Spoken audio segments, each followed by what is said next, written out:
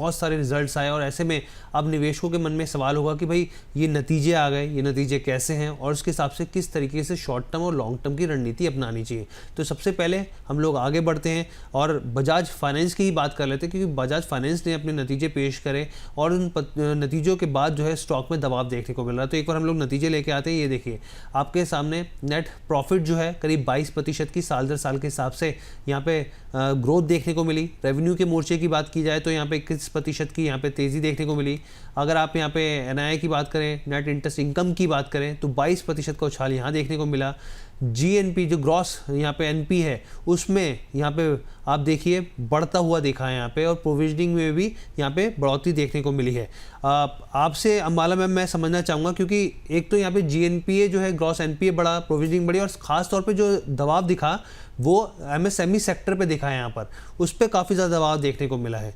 और हालांकि उस पर स्टॉक पर हम लोग देख रहे हैं पनिश भी हो रहा है आज के तौर पे। अब वो दबाव जो है वो बाजार में इसके वजह से है और दूसरे भी कारण है, वो भी हो सकते हैं। आप कैसे देख रहे हैं इसको? हाँ देखिए, सबसे पहले तो जो रिजल्ट्स हैं, रिजल्ट्स का impact, price action, insider, there is always कुछ लोग, मैं एक एग्जांपल दे देती हूँ शॉर्ट में। मेरे घर में फंक्शन होने वाला है, मुझे पहले पता है बिकॉज मेरे घर पे तैयारियां शुरू हो जाएंगी।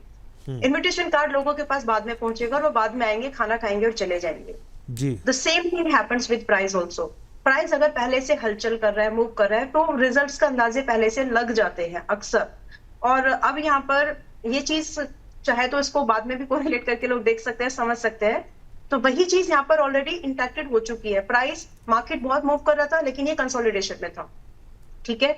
अब यहाँ पर जो करंट सिचुएशन की बात आ रही है, तो इसके साथ एक और चीज मैं रिलेट करना चाहती हूँ जो मैक्रो फैक्टर है इस स्टॉक के लिए और फाइनेंस कंपनीज के लिए। रिसेंटली इंडियन गवर्नमेंट ने, वैसे तो पिछले 10 सालों में उन्होंने पिछले 5-6 सालों में बैंक्स को कम किया था, अभी फिर से एनबीएफसीज बैंक्स बढ़ाने की बात हो रही है।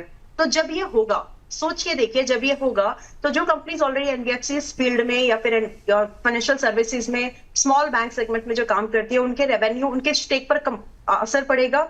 ये चीज right, simple point of view में अगर हम बिल्कुल चीजें ऐसे देखिए जैसे एक छोटा बच्चा देखता है, मतलब उतना भी छोटा नहीं, लेकिन ऐसे देखिए A+B क्या होता है, सिंपल। तो वही चीजों का इंपैक्ट हमें यहाँ पर इन स्टॉक्स पे थोड़े समय के लिए दिखेगा।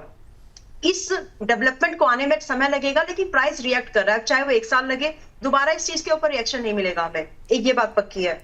बजाज फाइनेंस में अभी फिलहाल के लिए जो स्ट्रैटेजी हमको देखना, किस लेवल पर बाय करना है। स्टॉक टेक्निकली बहुत ही स्ट्रॉन्ग है अगर हम देखें तो, लेकिन इसका क्योंकि इसका मार्केट फील्ड अच्छा है, किसी भी अप्लायंस को खरीदने जाए आपको बजाज फाइनेंस नजर वहां पे मिलेंगे ही जी।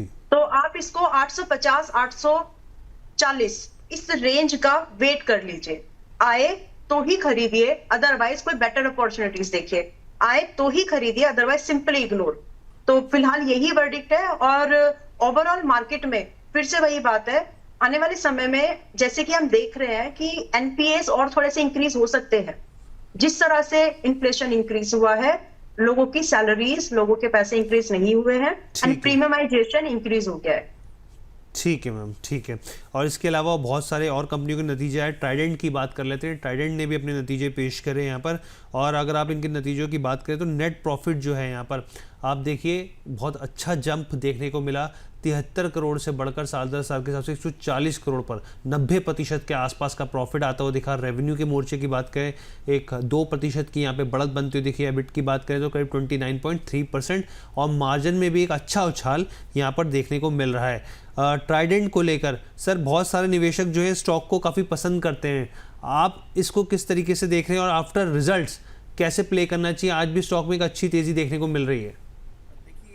आया है चार्ट में, और मुझे लगता है कि एक बार आपको 28 का एक स्टॉप लॉस मेंटेन करना चाहिए, लेकिन ऐसे काउंटर्स में मैं एक्चुअली बाई कॉल देता नहीं, तो इसलिए मैं इस पर कोई कमेंट नहीं करूंगा। और फंडामेंटली भी आप देखेंगे कि लास्ट ओवरऑल 3 साल का जो ROE है ऑलमोस्ट नेगेटिव है, 10% CAGR के साथ नेगेटिव ही हो रहा है।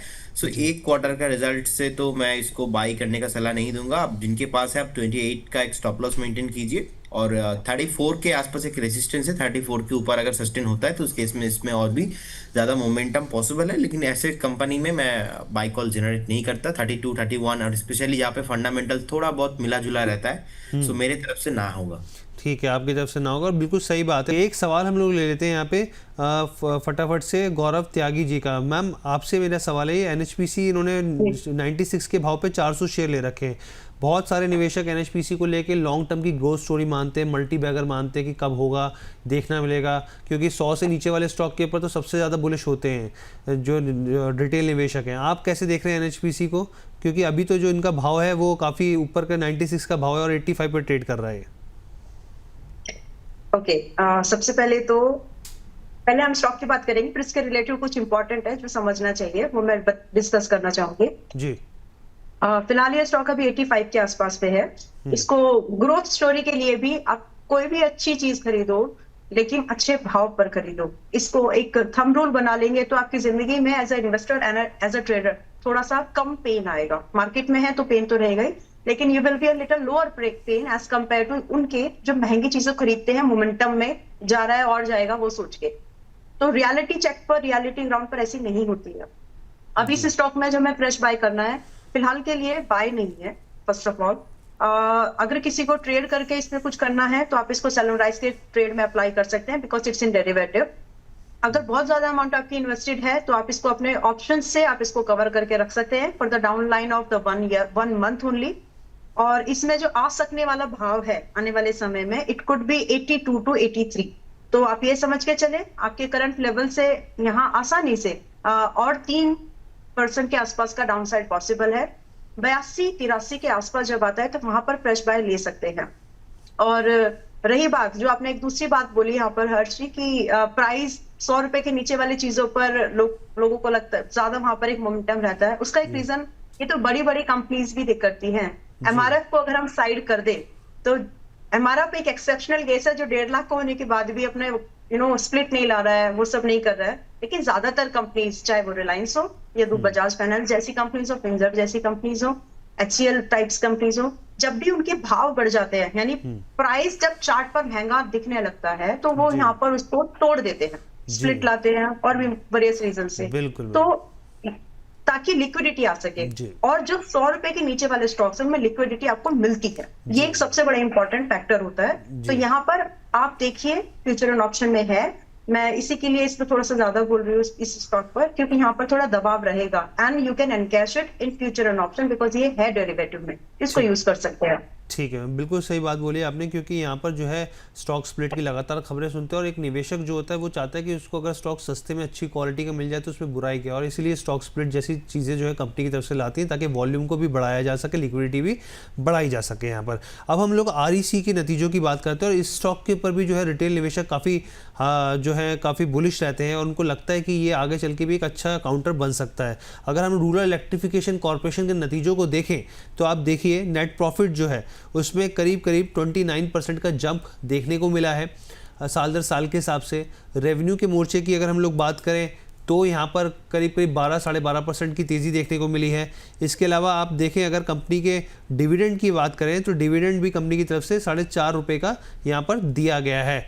अगर ओवरऑल यहाँ पर आप देखें तो डिसबर्समेंट और यहाँ पे अगर एसेट क्वालिटी की भी बात करें यहाँ पर आप तो एक अच्छा स्ट्रॉन्ग डिसबर्समेंट है और एसेट क्वालिटी जो है वो भी गेन के तौर पे देखने को मिली है। लेकिन स्टॉक जो है आज जो ट्रेड कर रहा है वो नेगेटिव ट्रेड कर रहा है। यहाँ पर करीब 1% की गिरावट दिख रही है यहाँ पे। प्रदीप सर, आपके हिसाब से यहाँ पर क्या सलाह रहेगी, स्टॉक में क्या करना चाहिए? देखिए मैं तो पॉजिटिव ही हूँ REC को लेके। लिक्विडेट कंपनी है, बहुत बढ़िया इनका प्रॉफिट पैड भी है ऑलमोस्ट 17,000 करोड़ के आसपास, और कोई ऐसा कुछ प्रॉब्लम नहीं है। आप इंडस्ट्री का PE देखेंगे ऑलमोस्ट 25, जो प्राइस टू अर्निंग रेशियो है स्टॉक का भी ऑलमोस्ट 6-7 के आसपास है। ज़्यादा स्टॉक मुझे लगता है कि अंडर वैल्यू ही है एज पर द फंडामेंटल्स। और मैं ज़्यादा टाइम नहीं लूँगा, मैं लेवल आपको इजीली बता देता हूँ। देखिए मुझे लगता है कि 415 इसके ऊपर अगर सस्टेन होता है तो फिर स्टॉक्स में आपको एक बार 435-450 इमीडिएट लेवल पे देखने को मिल सकता है। लेकिन बहुत टाइम से कंसोलिडेशन चल रहा है, मुझे लगता है कि 380-375 के आसपास एक स्ट्रॉन्ग सपोर्ट है, वो ब्रेक नहीं होना चाहिए। और जिस तरीके से हमने बहुत बार देखा है कि 400, 405, 410, 415 के ऊपर वीकली बेसिस पे क्लोजिंग चाहिए।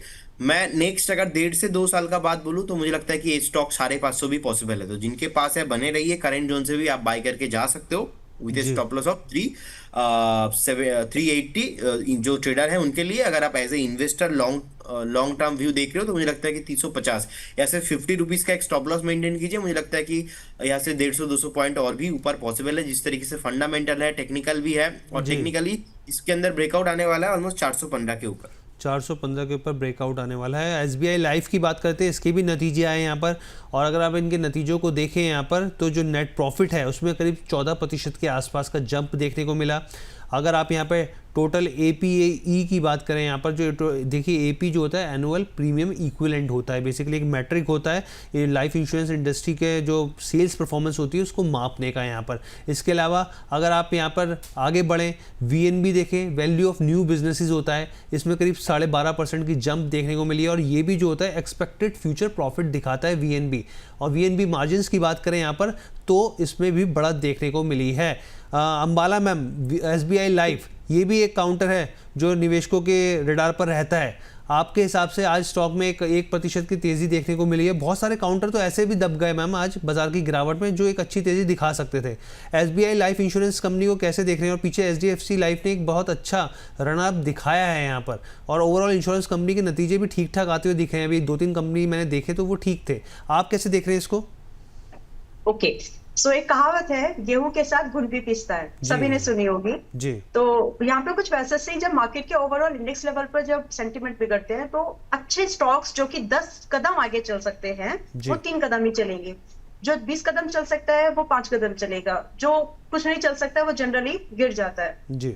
तो वैसा सा यहाँ पर कुछ मूवमेंट दिख रहा है।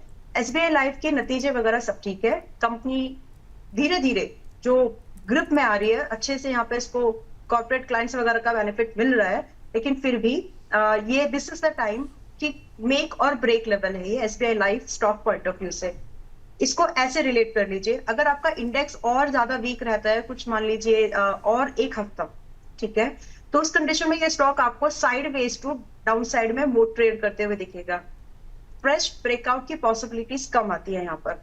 तो इस कंडीशन में जो स्टॉप लॉस है सिर्फ जो इंट्राडे का लो है जो कि है 1810 का, यही हमारा स्टॉप लॉस होना चाहिए। अगर ये हिट आपको एग्जिट मिल जाता है, अगर आप फ्रेश बाय कर रहे थे आपको एग्जिट मिल जाता है, please happily accept it, because make और ब्रेक रेंज है ये, और थोड़ा सा प्रेशर हमको अपने बाहर वाले मार्केट से मिलेगा, यानी हमारे जो मेजर इंडेक्स है उसकी तरफ से मिलेगा।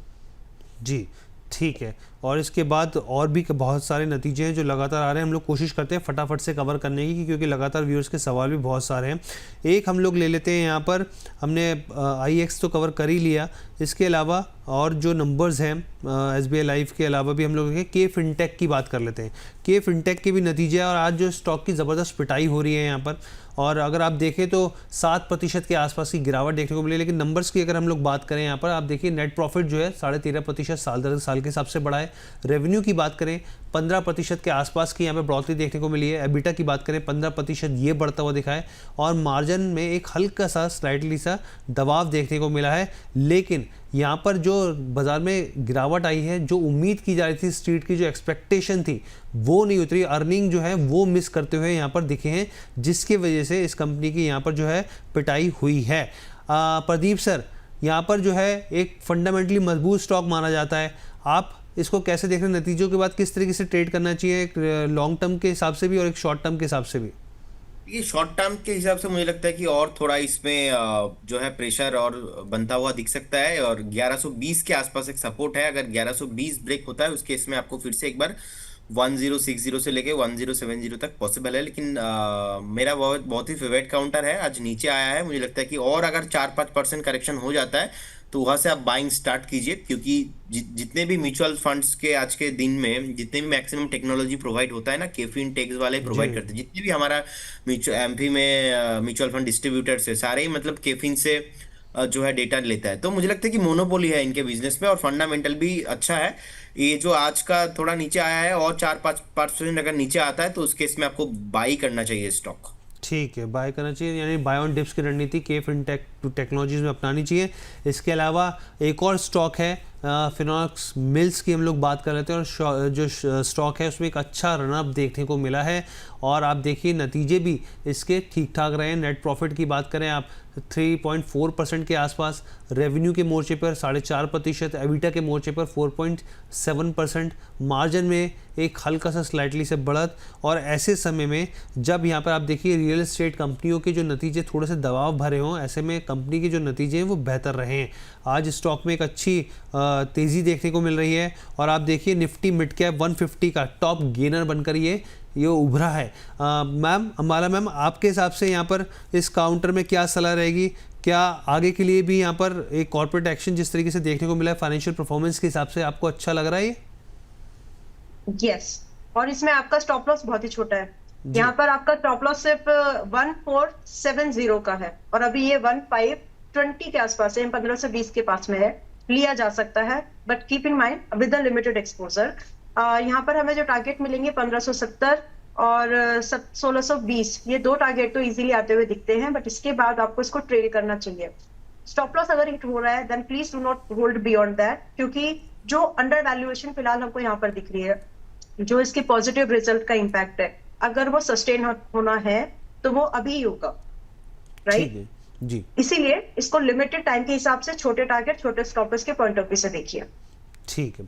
एक सवाल मेरा यहाँ पर और है, क्योंकि दो नतीजे और फटाफट से कवर कर लेते हैं। अनंत राज की बात कर लेते हैं और अनंत राज को लेकर भी यहाँ पर जिस तरीके से डाटा सेंटर के बिजनेस की इस कंपनी ने बात करी, आगे बढ़ा, तो फिर ये भी जो स्टॉक है काफ़ी ज़्यादा बीच में निवेशकों के पॉपुलर होता हुआ दिखा और यहाँ पर रियल एस्टेट से जुड़ा हुआ इसका बिजनेस मॉडल है। अगर आप नेट प्रॉफिट की बात करें तो आप देखिए करीब 38% की ग्रोथ देखने को मिली है। रेवेन्यू के मोर्चे पर 25.5% ये बढ़ता हुआ दिखा है। एबिट की बात करें 47% ये इसमें उछाल देखने को मिला है। मार्जिन के स्तरों पे भी आप देखिए 21.5% से बढ़कर 25% के आसपास ये आता हुआ दिखा है। और ख़ास तौर पे जो इसके अगर आप नतीजों को पढ़ें समझें तो डाटा सेंटर का जो बिज़नेस है वो और एक्सपेंड होता हुआ दिखा है और कंपनी जो है काफ़ी जो गाइडेंस है इसको लेके काफ़ी पॉजिटिव दिख रही है।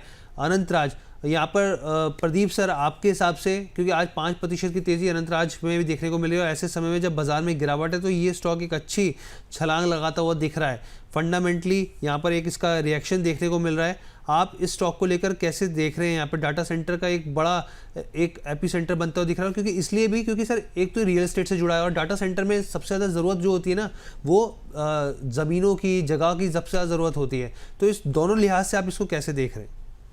सर मैं पॉजिटिव ही हूँ। इनफैक्ट इसीलिए मैंने पहली बार जब आज से 2 महीना पहले कॉल दिया था उस टाइम पे 480 के आसपास चल रहा था, 470 के आसपास चल रहा था, वो ऐसे अभी 100 रुपीज़ ऊपर है। मैं अभी भी पॉजिटिव हूँ। मुझे लगता है कि एक 615 के आसपास रेसिस्टेंस है, इसके ऊपर क्लोजिंग होने पे मुझे लगता है कि स्टॉक 750 800 तक भी पॉसिबल है। तो इसीलिए जिनके पास है बने रहिए, फ्रेश बाय भी आप करके जा सकते हो विथ स्टॉप लॉस ऑफ 525। अगर आप एक इन्वेस्टर हो तो 525 में जो है स्टॉप लॉस मेंटेन कीजिए, बने रहिए। स्टॉक में पोटेंशियल है 750 800 तक जाने का। बिल्कुल, मुझे याद है कि मैं डाटा सेंटर्स के ऊपर रिसर्च लेके आया था और ये जो स्टॉक था करीब 80 रुपये या फिर शायद उस समय इससे नीचे ही ट्रेड कर रहा था और आप देखिए उसके बाद से हम लोग देख रहे हैं कि अच्छी तेज़ी स्टॉक में बनती हुई लगातार दिख रही है। यहाँ पे साइंट के नतीजों की भी बात कर लेते हैं। यहाँ पर साइंट के अगर नतीजों को आप देखें तो नेट प्रॉफिट जो है वो गिरता हुआ दिखा है यहाँ पर, और आप देखिए करीब यहाँ पे 9.5% से ज़्यादा का दबाव साइंट में देखने को मिल रहा है। रेवेन्यू के मोर्चे पर अगर आप बात करें तो भी यहाँ पर 8.5% की गिरावट देखने को मिल रही है। एबिट की बात करें तो 15.5% के आसपास से नीचे आता हुआ दिखा है और मार्जिन पे भी यहाँ पर दबाव दिख रहा है। साइंट जो है वो आप इस यहाँ पे अगर आप स्टॉक की चाल की भी बात करें तो एक हल्का सा, बहुत स्लाइटली सा यहाँ पर एक आधे % की गिरावट दिखा रहा है। मैम साइंट को किस नज़रिए से यहाँ पे देखना चाहिए आपके हिसाब से? किस तरीके से डिकोड कर रहे हैं आप इसके नंबर्स में? और यहाँ पर जो है हम लोग देख रहे हैं कि बहुत ज़्यादा कुछ नतीजों में कुछ खास निकल के आया नहीं। जो नई डील्स जो हैं वो भी करीब 14 के जो ऐड डील जो नई ऐड की है इन्होंने नए क्लाइंट्स, वो 14 के आसपास है। इस स्टॉक में आप बाय इन एक्यूमुलेशन मोड पर स्ट्रैटेजी को यूज कर सकते हैं अगर आपको इसमें इन्वेस्टमेंट करनी है। 1240 का ये आज है एंड ये आपको एक बार और लाइकली है, मतलब इसकी प्रोबेबिलिटी अगर मैं बोलूँ तो आपको 60% की प्रोबेबिलिटी है ये एक बार 1100 के आसपास फिर से आ सकता है। तो यहाँ पर आता है तो वहां पर थोड़ा और एवरेज आउट हो जाइए अगर इन्वेस्टिंग कर रहे हैं तो, and this is the stock where investing could take place. यहाँ पर इन्वेस्टमेंट के नजरिए से ही इसको आप रखें, और डाउन द लाइन मेरा व्यू है कि अगर आप इसको 1 साल एवरेज प्राइस में रख भी लेते हैं तो ये आपको कम से कम आपको एग्जिट देकर के जाएगा 1450 के पास में पहला, एंड देन इसके बाद में ट्रेलिंग कम्स इन पिक्चर। तो इसको धीरे धीरे करके बाय कर लीजिए, ये अच्छा स्टॉक है, बाय करने लायक है। और एक और चीज यहाँ पर एड ऑन करना चाहते हैं, देखिए बहुत लोगों ने, हमने तो खैर उतने सीजन नहीं देखे, बट हमारे जितने भी लोगों ने देखे हैं, दे ऑलवेज से बड़ा पैसा जो बनता है वो बेयर में बनता है, कभी भी बुल रन में कैपिटल वेल्थ नहीं बनती है, राइट? अगर आपको वेल्थ क्रिएट करनी है, then you need to pick the stocks which has the value and which are corrected enough कि जहां पर आपका ही नहीं बड़े लोगों का टेंशन आ सकता है, and such stocks comes in that particular category. जी, ठीक है। Thank you so much Mala ma'am, आप हमारे साथ जुड़े और आपने तमाम जानकारी साझा करी, बहुत बहुत धन्यवाद। Thank you so much. Thank you so much ma'am. और इसी बीच यहाँ पे बहुत सारे जो व्यूअर से सवाल लगातार बने हुए, एक वीजी पैंथर गेमिंग के नाम से एक व्यूअर है, उनका सवाल है रिलायंस पावर को लेके। सर, रिलायंस पावर में हम लोग देख रहे हैं पिछले 2 दिनों से यहाँ पर ज़बरदस्त गिरावट देखने को मिल रही है, और हम लोग ये भी देखा क्योंकि खबर निकल के आई ईडी को लेकर कि जिस तरीके से ऑफिसेज में छापेमारी होती हुई देखी। अब जो स्टॉक में रनअप देखने को मिला था वो रिवर्सल होता हुआ दिख रहा है यहाँ पर। आपके हिसाब से रिलायंस पावर में क्या सलाह है, क्योंकि आज तो निकल नहीं पाएंगे ना कल निकल पाए थे, क्या करना चाहिए रिलायंस पावर में निवेशकों को? जी, मैं थोड़ा ना फास्ट आपको बता रहा हूँ, क्योंकि आई थिंक व्यूअर्स के बहुत सारा सवाल है जो कि थोड़ा बहुत लेट हो रहा था। सो मुझे लगता है कि देखिए, रिलायंस पावर में अभी 56.78 चल रहा है, आपको नहीं रहना चाहिए इस काउंटर में, क्योंकि कल भी हमने बताया था आपको नहीं रहना चाहिए, क्योंकि जो शॉर्ट टर्म पे मोमेंटम था ना वो हो चुका है। अब देखिए, यहाँ पे ना लोगों का एक व्यू रहता है कि अरे रिलायंस पावर चल रहा है, आर पावर चल रहा है, ये एनालिस्ट क्यों नहीं बाय कॉल दे रहा है। तो हमारा मानना यहाँ पे ऐसा था कि 57 से जो 74 75 तक गया था, बस इसका मोमेंटम हो चुका है। और मैंने बहुत बार ये वर्ड यूज किया है कि डिकेड टू डिकेड नहीं रहना चाहिए, आपके पास मल्टीवेगर होगा ये सोचना नहीं चाहिए, क्योंकि अनिल अंबानी ग्रुप जो है ना अभी एस्टेब्लिश नहीं है मार्केट में। तो मेरे ख्याल से तो आपको एग्जिट करना चाहिए, ऐसे स्टॉक्स में रहना नहीं चाहिए। ठीक है, ऐसे स्टॉक्स